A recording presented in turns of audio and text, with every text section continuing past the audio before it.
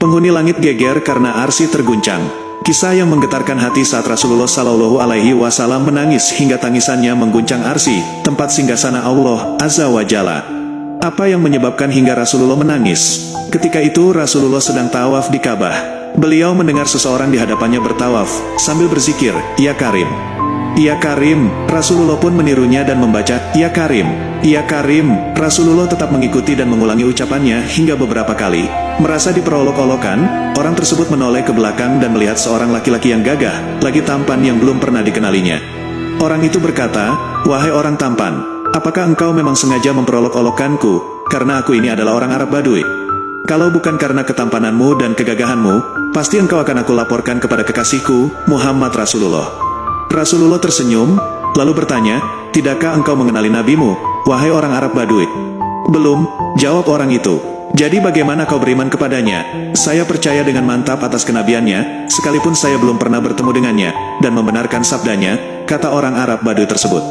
Rasulullah berkata, "Wahai orang Arab, ketahuilah aku ini nabimu di dunia dan penolongmu nanti di akhirat." Melihat nabi di hadapannya, dia tercengang, seperti tidak percaya. "Tuan ini Nabi Muhammad?" "Ya," jawab Rasulullah. Si Arab Badui itu pun tunduk hendak mencium kedua kaki Rasulullah.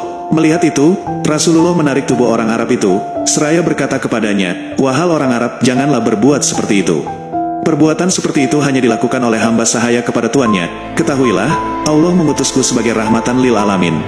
Ketika itulah, malaikat Jibril turun membawa kabar dari langit dan berkata, "Ya Muhammad, Allah mengucapkan salam kepadamu dan berpesan, katakanlah kepada orang Arab itu, agar dia tidak terpesona dengan belas kasih Allah.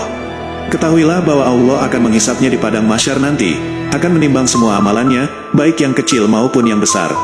Setelah menyampaikan berita itu, Jibril kemudian pergi. Maka orang Arab itu pula berkata, "Demi keagungan serta kemuliaan Allah, jika Allah akan membuat perhitungan atas amalan hamba, maka hamba pun akan membuat perhitungan dengannya," kata orang Arab Badui itu. "Apakah yang akan engkau perhitungkan dengan Allah?" Rasulullah bertanya kepadanya, "Jika Allah akan memperhitungkan dosa-dosa hamba, maka hamba akan memperhitungkan betapa besar makfirahnya," jawab orang itu. "Jika dia memperhitungkan kemaksiatan hamba, maka hamba akan memperhitungkan betapa luas pengampunannya. Jika dia memperhitungkan kekikiran hamba, maka hamba akan memperhitungkan pula betapa kedermawanannya," sambungnya lagi. Mendengar ucapan orang Arab Badui itu, maka Rasulullah pun tak kuat menahan air matanya lalu menangis mengingat betapa benarnya kata-kata orang Arab Badui tersebut.